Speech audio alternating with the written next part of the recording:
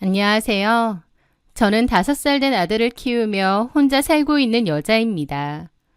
저는 과거 친구의 소개로 전 남편을 만나게 되었는데요. 그 남자는 저에게 한눈에 반했다며 그렇게 쫓아다녔습니다. 제 외모, 목소리, 성격까지 다 자기 스타일이고 그렇게 꾸물거리던 이상형이라고 했죠. 저는 사실 그 남자가 엄청 제 스타일까지는 아니었는데요. 워낙 저에게 최선을 다해 마음을 보여줬기에 결국 사귀게 되었습니다. 그리고 사귀는 동안은 저를 공주처럼 아끼고 최선을 다했습니다. 그전에도 남자친구를 사귄 적은 있었지만 그만큼 저에게 헌신적으로 구는 남자는 없었어요. 그랬기에 그 남자에게 감동도 많이 느끼고 결혼까지 결심했었습니다. 워낙 다정다감한 성격이고 자상하다 보니 저에게도 좋은 남편이 될 것 같았고 또 무엇보다 미래에 태어날 저희 아이에게 좋은 아빠가 되어줄 수 있을 것 같았거든요. 그렇게 그 남자와 결혼을 했고 신혼생활은 달콤했습니다. 저희는 그 누구도 부럽지 않는 행복하고 깨가 쏟아지는 신혼을 보냈죠. 그렇게 시간이 흐르고 2년 뒤 저는 임신을 하게 되었습니다. 사실 신혼 초부터 아이를 갖고 싶었는데 생각보다 아이가 잘 들어서지 않았어요. 병원도 다니고 몸 관리도 하면서 우리에게 아이가 찾아오기를 간절히 바랬고 드디어 2년 만에 임신이 된 거였습니다. 힘들게 가져진 아이였기에 더욱 소중하고 감사했죠. 제 임신 소식에 남편은 그 누구보다 행복했습니다. 그리고 우리 아이와 저의 행복을 위해 더 열심히 살아야겠다고, 돈도 더 열심히 벌어야겠다고 했죠. 저희 집에는 웃음과 행복의 기운이 가득했습니다. 아이와 함께 새 식구가 만들어갈 행복함과 평온함을 기대하면서요. 워낙 기다렸던 아이인 만큼 아이가 태어나면 얼마나 더 행복할까, 얼마나 더 웃음꽃이 필까 싶었어요. 그런데요, 막상 출산을 하고 제 상태는 제가 예상한 것과 많이 달랐습니다. 왜냐면 호르몬의 문제 때문인지 저는 극심한 산후 우울증을 겪게 되었거든요. 저는 분명 밝고 활발한 성격이었는데 그맘때 무기력하고 지치고 우울하고 정신적으로 너무 힘들어지더라고요. 게다가 그토록 기다렸던 아이인데도 예쁘고 사랑스러운 게 아니라 우는 모습만 들어도 피곤하고 힘들고 지치는 겁니다. 아이를 보며 안 좋은 생각을 하는 제 자신이 너무 혐오스러웠고 죄책감도 많이 느꼈어요. 그러면서 더 우울해졌고요. 저도 내가 왜 이러지 싶으면서도 우울증이라는 게 정말 무섭더라고요. 제 의지로 되는 게 아닌 것 같았죠. 병원 치료도 했었고 약을 먹으면 좀 나아지다가 임의로 약을 끊었더니 증세가 더 심해졌고 그런 악순환이 반복되는 도중에 살도 엄청 찌게 되었고 탈모가 생겨 머리도 엄청 빠지더라고요. 게다가 하루 종일 아이를 안고 달래느라 등도 엄청 굽고 임신 때문에 늘어졌다가 다시 줄어든 배에는 튼살이 가득했습니다. 외형도 많이 달라졌지만 건강도 꽤 안 좋아졌죠. 산후 우울증으로 의지도 없는 데다 육아로 인해 허리와 손목은 너무 아팠습니다. 어느 순간 거울 속에는 너무나도 달라져 있는 제 모습이 있더군요. 활기 넘치고 의욕 넘치고 자기 관리하는 걸 즐겨했던 저였는데 뚱뚱하게 불어난 몸, 휑해진 머리에 생기 없는 피부를 가진 지치고 우울해 보이는 표정의 여자가 거울 속에 서 있었던 겁니다. 그런 저를 마주한 순간 마치 저를 잃어버린 것 같은 기분마저 들더라고요. 저는 더 극심한 우울증에 빠졌고 남편은 친정부모님께 그 사실을 전했습니다. 그래서 그때 친정엄마가 하시던 가게 일을 멈추고 2시간 거리에 있는 저희 집으로 와주셨어요. 그러면서 아이도 돌봐주고 저도 같이 돌봐주셨죠. 엄마도 하시는 일이 있었기에 저를 도와주실 수 없는 형편이었는데 제가 정신적으로도 육체적으로도 너무 지친 것을 알고 그렇게 한달음에 와주신 거였어요. 그런 엄마에게 너무 감사하고 저도 마음을 다잡으려 노력했습니다. 아이를 위해서라도 또 고생하시는 엄마를 위해서라도 병원도 열심히 다니고 빨리 회복을 해야겠다며 마음을 먹었죠. 하지만 제 우울증 증세는 쉽게 나아지지 않았는데요. 그 원인은 놀랍게도 남편 때문이었습니다. 남편은 프리미엄 피트니스 센터를 운영하고 있었는데요. 원래는 2곳이었는데 하나는 시동생에게 넘기고 한 곳만 운영하고 있었죠. 센터에는 각자 관리를 맡아주는 매니저 겸 트레이너들이 있었습니다. 남편은 거기서 개인 PT도 하기에 많이 바쁘다고 했죠. 그러던 어느 날이었습니다. 혹시 처제가 연락 온 건 없지? 갑자기 뜬금없이 제 동생에 대해서 물어보는 거예요. 혜수? 갑자기 혜수는 왜? 아니. 처제가 전에는 한 번씩 놀러 오고 전화도 자주 했던 것 같은데 요즘은 영 조용하네. 걔 바쁘지. 학교 다니고 취업 준비해야 되는데. 그치. 연락 거의 안 하지. 그럼 공부하느라 바쁜 애한테 자꾸 연락하고 그럼 안 되지. 알겠어. 그걸 묻는 남편이 이상하더라고요. 갑자기 제 동생에 대해서 왜 묻지 싶었죠. 하지만 그때는 그냥 대수롭지 않게 넘겼습니다. 그런데 그 후에 동생이 연락이 왔어요. 일상적인 대화를 좀 주고받다가 동생이 그러는 겁니다. 근데 언니, 형부 요즘 어때? 뭐가? 그냥 평소랑 똑같아? 그렇지. 왜? 그 순간 얼마 전 남편이 제 동생 안부를 물은 게 생각나더라고요. 뭔가 이상했죠. 왜 그러는데? 혹시 형부 어디서 만났어? 그 말을 하자 동생은 굳은 얼굴로 잠깐 망설이다가 저에게 말을 하는 겁니다. 언니가 요즘 몸도 안 좋고 그런데 내가 이런 얘기 할까 말까 많이 고민했거든. 괜히 얘기했다가 언니 우울증 증세 더 심해지는 건 아닐까 걱정도 되고.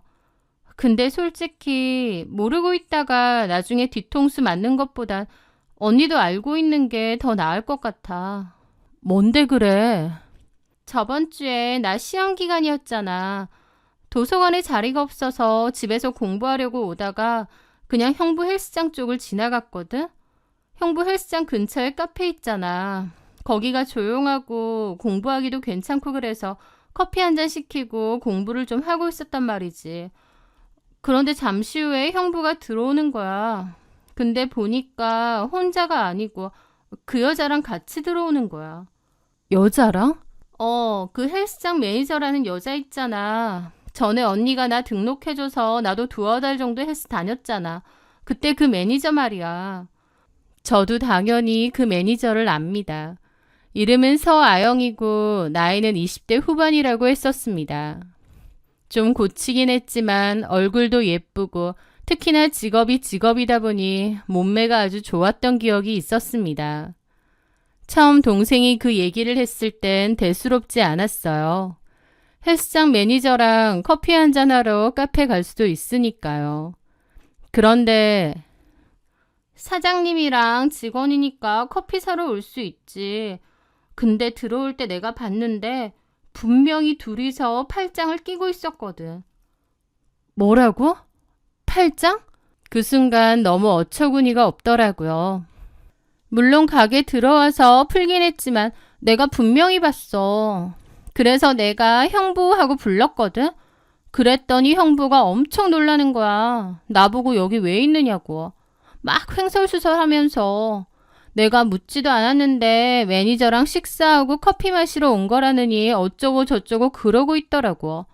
나도 팔짱 끼는 거 봤네 어쩌네 그런 말은 안 했는데 가만 보니까 두 사람 뭔가 분명히 있는 것처럼 보이는 거야. 그래서 이걸 언니한테 말할까 말까 하다가 아무래도 언니도 알고는 있어야 될 것 같아서. 동생 말에 어처구니가 없었습니다. 매니저라는 여자랑 팔짱을 끼고 다닌다뇨. 미친 거 아닌가 싶었죠.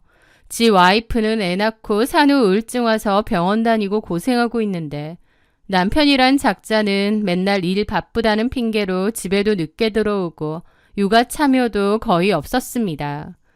그런데 그 와중에 가게 직원하고 수상해 보이기까지 한다뇨. 너무 기막혔지만 일단 동생에게는 엄마한테 말하지 말라고 신신당부했습니다. 그리고 몰래 남편 폰을 뒤져보게 되었죠. 그러다가 그 매니저라는 여자와의 대화창을 찾게 되었는데요. 사장과 직원 사이임에도 스스럼 없이 반말을 하는 건 기본이고 저녁에 뭘 먹으러 가자는 둥, 피곤한데 술 한잔 사달라는 둥, 누가 봐도 엄청 친하고 가까워 보이더라고요. 대화만 보면 사장과 직원이 아니라 연인 사이처럼 보일 정도로요. 그걸 보는데 우라통이 터지고 배신감에 눈물까지 났습니다. 솔직히 직접적이고 노골적으로 잠자리를 암시하는 대화는 없었지만 이 둘 사이는 누가 봐도 불륜 사이였어요. 바람이니 외도니 남의 얘기인 줄 알았는데 철석같이 믿었던 제 남편이 이러고 있으니 제가 얼마나 분통이 터졌겠나요. 저는 자는 남편을 깨워서 따져 물었습니다. 남편은 절대 그런 사이 아니라고 펄쩍 뛰었어요. 그냥 친한 사이고 직원이라서 친하게 지내는 것뿐이라고요. 사장과 직원 사이에 이렇게 반말하는 게 말이 돼? 걔 직원이기 전에 우리 학교 후배기도 해. 그러니까 친해서 그런 거지. 그냥 오빠 동생 사이. 오빠 동생? 눈 맞으면 바로 모텔 달려갈 것 같은데 그런데도 오빠 동생이란 말이지? 무슨 말도 안 되는 소리를 하고 있어.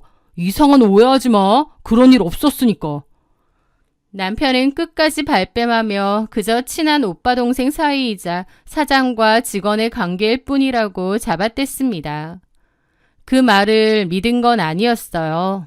여자의 촉이라는 게 있고 분명 그 둘은 어떤 선을 넘은 사이 같았거든요. 하지만 저는 더 이상 남편을 질책하거나 몰아세우지 않았습니다. 왜냐면 그때 당시에 제가 심적으로 몹시 힘든 상태였기에 남편이 정말로 저를 배신했다는 게 확실시되면 제가 견딜 수 없을 것 같았거든요. 분명 뭐가 있다 싶으면서도 애써 그냥 덮어두려 했고 제 자신을 위해서 더 이상 캐지 않고 넘어간 거였죠. 그때 저는 멘탈이 안 좋은 상태여서 남편이 바람 피우는 걸 끝까지 따져 묻는 것보다 회피하는 편이 더 나을 것 같았거든요. 그래서 남편에게 경고만 했습니다. 나 의심 푼 거 아니다. 다만 한 번은 그냥 모른 척 넘어가겠다. 하지만 그 여자는 바로 자르고 앞으로 또 이런 일이 있을 시에는 뒤도 보지 않고 이혼할 것이다. 이혼할 때 이 집은 나한테 넘겨라 라고요. 남편은 끝까지 그 여자랑 자기는 아무 사이도 아닌데 왜 자기를 오해하느냐 거품을 물었습니다. 저는 그런 남편에게 그 여자랑 정말 아무 사이도 아니라면 이런 각서 쓰는 것도 별거 아니지 않느냐고 쓰라고 했죠. 남편은 알겠다며 저를 위해서 각서를 쓰겠다고 했습니다. 사실 저를 위한 것보다 남편도 뭔가 캥기는 게 있었겠죠. 어쨌든 그 여자도 헬스장에서 해고했습니다. 남편에 대한 믿음과 사랑은 그 일 이후로 희미해지긴 했어요. 하지만 가정을 위해 또 저희 아이를 위해 그 일은 제 가슴에 묻어두기로 했습니다. 어쨌든 그 여자를 해고했으니 이제 더 이상 볼 일이 없다고 생각하기도 했고요. 하지만 제가 얼마나 아니라고 순진했던 건지 오래 지나지 않아 알게 되었습니다. 얼마 뒤 저는 뭔가 찾아볼 게 있어서 남편 헬스장을 검색하다가 시동생이 운영하는 헬스장 홍보 블로그를 보게 되었습니다. 남편이 운영하던 헬스장 하나를 시동생에게 넘겨줬고 시동생은 블로그에 헬스장 홍보글도 올리고 운동 정보도 한 번씩 올리나 보더라고요. 그렇게 시동생 블로그를 우연히 보게 된 거죠. 그런데 별 생각 없이 그 블로그를 훑어보다가 눈이 번쩍 뜨였습니다. 왜냐면요. 시동생 블로그에 새로운 트레이너 영입이라는 제목으로 글을 올렸는데 그 트레이너가 바로 그 여자였거든요. 남편의 헬스장에서 일했었던 그 서아영이라는 매니저요. 그 사진을 보는데 가슴이 쿵쾅거리더군요. 분명히 헬스장에서 잘났다고 했는데 눈 가리고 아웅식으로 시동생네 헬스장에 이 여자를 취업시켰으니까요. 제가 그렇게 싫다고 했고 그 일로 집이 뒤집어지게 싸우기까지 했으면서 뒤에서는 그 여자를 시동생네 헬스장에 취업시켜준다뇨. 보통 사이가 아니라면 이렇게까지 할 리가 없었죠. 저는 떨리는 기분으로 곧장 시동생에게 전화했습니다. 그리고 혹시 형이 누군가 소개해줘서 새 트레이너를 영입했느냐고 물었습니다. 시동생은 어떻게 알았느냐고 맞다고 하더라고요. 시동생은 그 여자와 남편의 관계까지는 모르는 듯 했습니다. 저는 전화를 끊자마자 시동생이 운영하는 헬스장으로 달려갔습니다. 가보니 그 여자가 있더라고요. 제가 헬스장으로 들어서자 시동생이 놀란 얼굴로 인사를 했는데 저는 그 여자만 쳐다봤습니다. 그 여자도 저를 알아보고 까딱 인사하더라고요. 아, 안녕하세요, 사모님. 여기서 일해요? 그 말에 그 상간녀는 설핏 비웃는 듯한 표정으로 당당하게 그러더군요. 네, 잘렸다고 들었는데. 제가요? 아니요, 사장님이 여기서 일 도와주라고 하시던데요. 그 태도에 저는 남편에게 뒤통수를 제대로 맞았다 싶었습니다. 저는 그 여자한테 따라오라고 그리고 1층 건물에 있는 카페에 가서 마주 앉았죠. 우리 남편하고 도대체 무슨 사이예요? 무슨 얘기 하시는 거예요? 그냥 사장님하고 직원 사이죠. 그 여자는 뻔뻔한 얼굴로 고개를 치켜들고 말하더라고요. 만약 그 여자와 남편이 정말 사장과 직원 관계일 뿐이었다면 오히려 오해받는 것을 기분 나빠하고 따졌을 겁니다. 하지만 그 여자는 오히려 제 반응을 즐기고 제 머리 꼭대기에 있는 것 마냥 행동했어요. 내가 다 알고 하는 말이에요. 그냥 사장하고 직원 사이 아니잖아요. 그 말에 그 여자는 코웃음을 치더군요. 선후배 사이기도 하고요. 어쨌든 사장님과 저는 그게 단데요. 저는 사장님이 하라는 대로 할 뿐이에요. 일개 직원이잖아요. 저는 그 여자에게 물었습니다. 내 동생이 직접 봤는데 둘이서 팔짱까지 끼고도 다녔다면서요. 게다가 두 사람이서 나눈 대화도 다 봤거든요. 어머, 그런 것까지 다 감시하세요? 헐, 사장님한테 함부로 카톡하면 안 되겠다. 그러면서 사람을 살살 긁는 겁니다. 저는 뭐 이런 게 다 있나 싶었죠. 이봐요. 지금 무슨 상황인지 모르겠어요? 당신 지금 유부남하고 외도 저지르는 거잖아. 외도라뇨. 사장하고 직원 사이일 뿐이라니까요. 왜 이상한 오해를 하세요? 너 내가 우스워 보이니? 저는 부들부들거리고 그 여자는 여유 있게 코웃음 치더라고요. 그러더니 자기한테 그만 말하라고 이래야 되니 일어난다고 했습니다. 저는 그 여자 팔을 잡았는데 제 팔을 확 뿌리치는 겁니다. 왜 잡아요? 유부남하고 그러고 다니는 게 맞다고 생각해? 그리고 그 여자는 조롱하듯 저에게 그러는 겁니다. 사모님, 제가 사장님이랑 뭘 어쨌는데요. 사장님이 먼저 밥 먹자, 술 먹자 했거든요. 집에 가기 싫다. 집에 가면 완전 푹 퍼져서는 우울 타령만 하는 마누라 보기 싫다. 그러면서 본인이 먼저 밥 먹자, 술 먹자 했다고요. 저야 사장님이 그러니까 적당히 맞춰준 거고요. 아, 직원이 무슨 힘이 있나요? 뭐라고? 저는 그 여자의 말을 듣고 너무 큰 충격을 받았습니다. 남편이 저에 대해서 그런 식으로 말하고 다녔다는 게 믿어지지가 않더라고요. 그 여자는 저를 위아래로 훑어봤습니다. 오늘 보니까 사장님이 왜 그런 소리를 했는지 조금은 알 것 같네요. 사모님, 애 먼저 닥달하지 마시고 본인 관리나 좀 하세요. 남편 질리게 만든 게 누군데. 남편 간수는 알아서 좀 하시죠. 그러면서 자리를 떠나더라고요. 저는 너무 기가 막히고 그 여자가 내뱉은 말들이 너무 충격적이라 자리에서 일어나지도 못했습니다.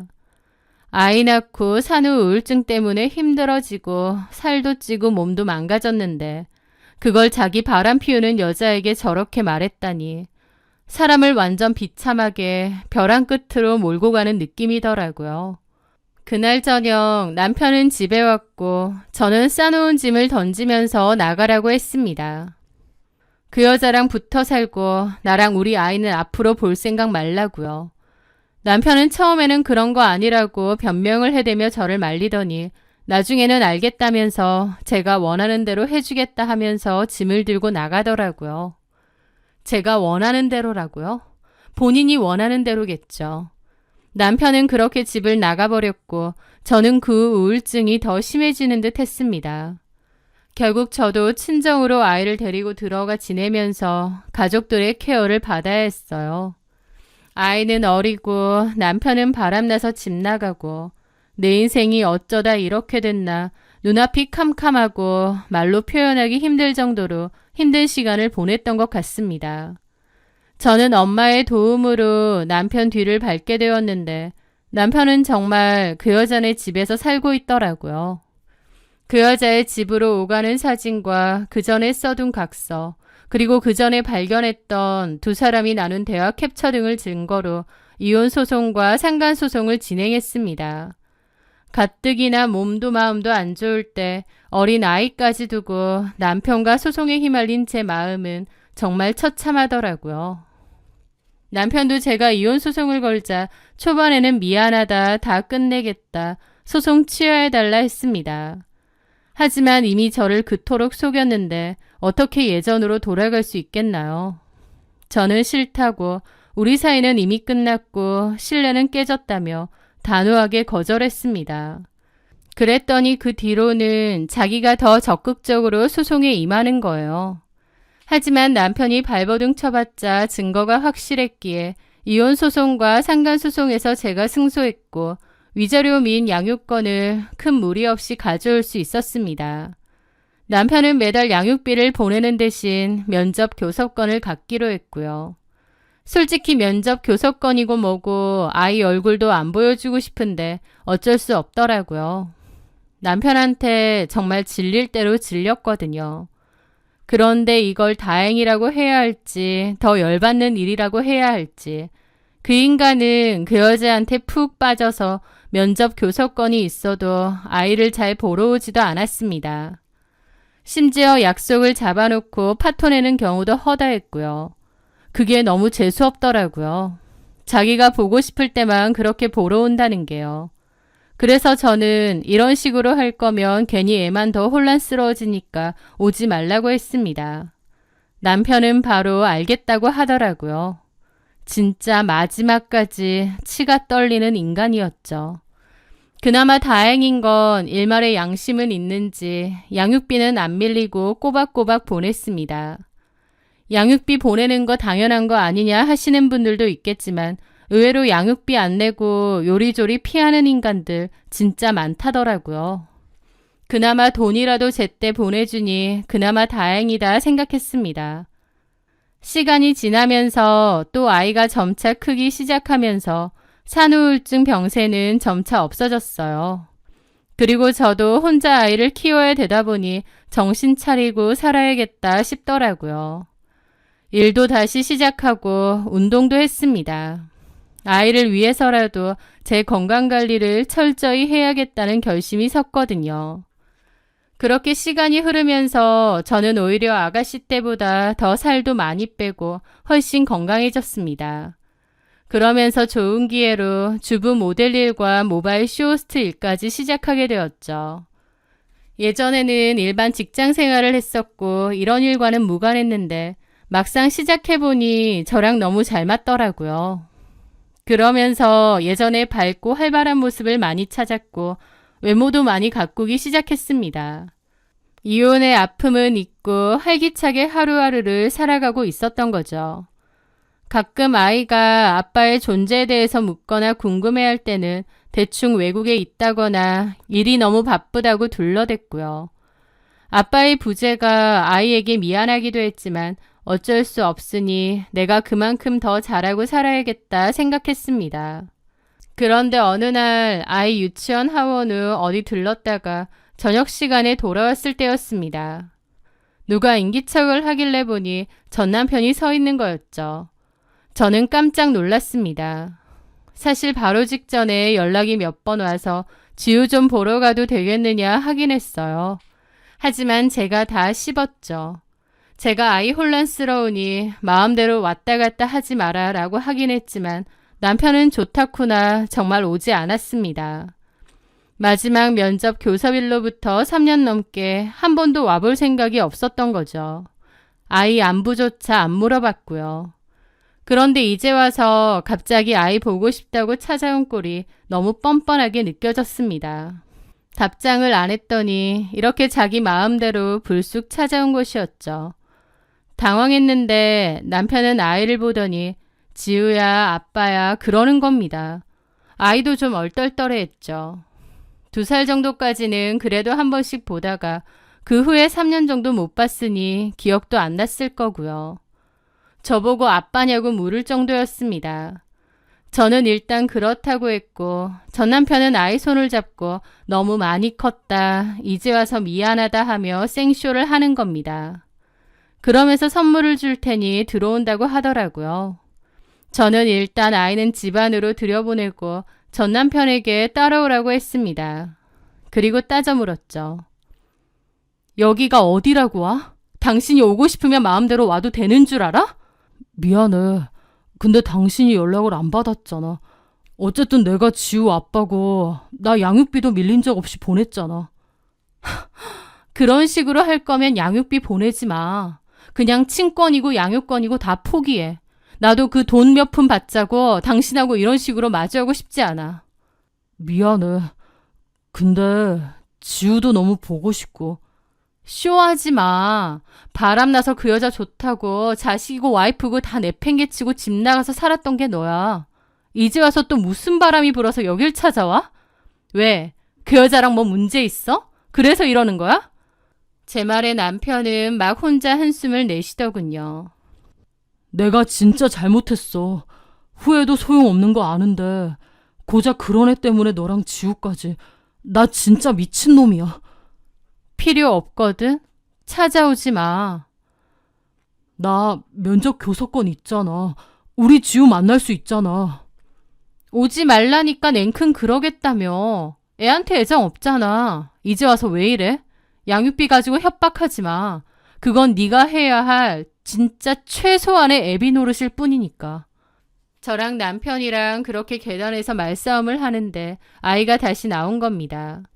남편은 아이 이름 부르면서 막 다시 달려가고 아이도 아빠라고 하니까 좋아하더라고요.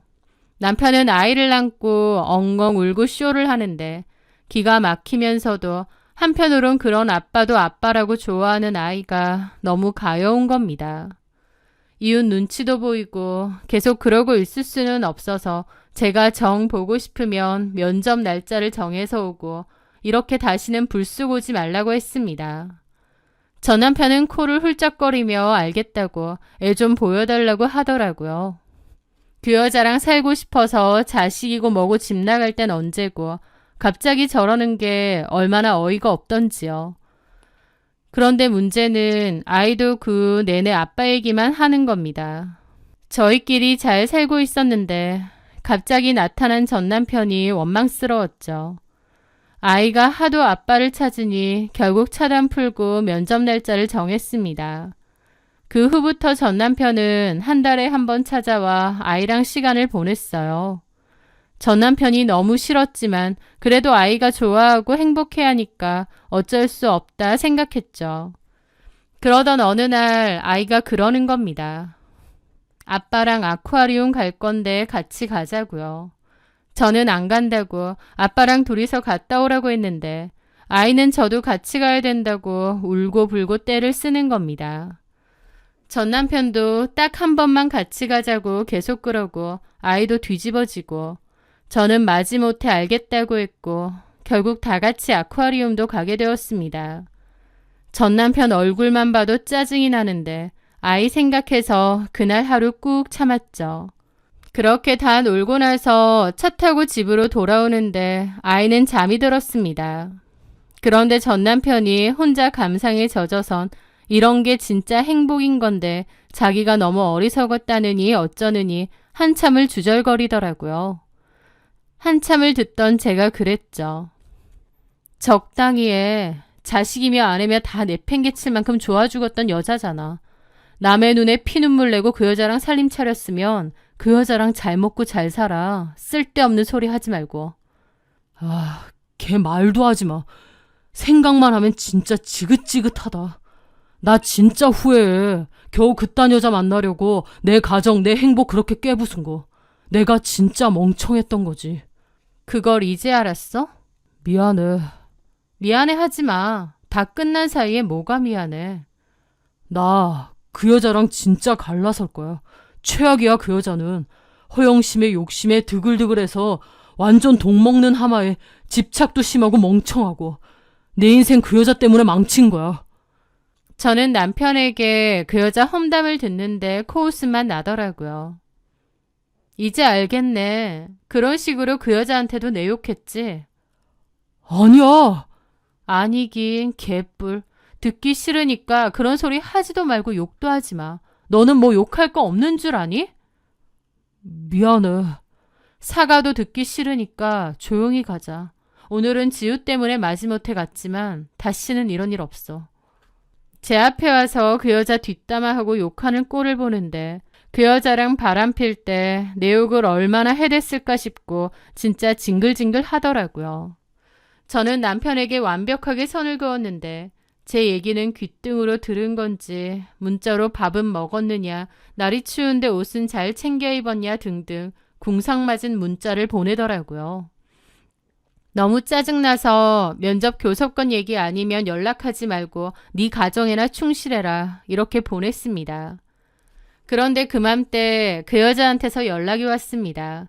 전 남편의 내연녀이자 이제는 전 남편과 결혼한 그 여자요. 만나자는 걸 할 얘기 없다고 거절했는데 어떻게 알았는지 아예 집 근처로 찾아왔더군요. 기가 막혔죠. 도대체 우리 집 주소를 어떻게 한 거예요? 성식 씨 행동이 이상해서 내비게이션 목록 뒤져보니까 여기가 나오던데요. 이혼했으면 그만이지 왜 전 남편 자꾸 불러들이는 거예요? 이렇게 만나는 거 불륜이에요. 그 여자 입에서 불륜 소리 나오니 너무 웃겼습니다. 본인 입으로 그런 말 하는 거 나 뜨겁지도 않아요? 어쨌든 이젠 내 남자거든요? 네 남자 하세요. 관심도 없으니까. 네 남자한테 제발 애 핑계로 그만 좀 질척이라고 해주실래요? 제 말에 그 여자는 막 손까지 부들거리고 있더라고요. 그런데 그때 문득 부들거리는 그 여자를 보는데 이 상황이 너무 웃긴 거예요. 갑자기 이혼 전에 이 여자랑 대면했을 때가 떠오르면서요. 그때는 반대 상황이었죠. 제가 왜 우리 남편 만나느냐 부들거리고 있었고 그 여자는 저를 깔보고 있었죠. 그때의 제가 떠오르면서 이 여자도 어지간히 불안한가 보다. 그때 내가 느꼈던 감정을 지금 느끼겠구나 싶었습니다. 그렇게 생각하니 그 상황이 별로 화도 안 나고 오히려 여유로워지더라고요. 저는 빈정거리며 그랬죠. 불안해? 뭐? 엄청 불안해 보여서. 하긴 한 번 바람 피운 인간이 두 번 못 필까?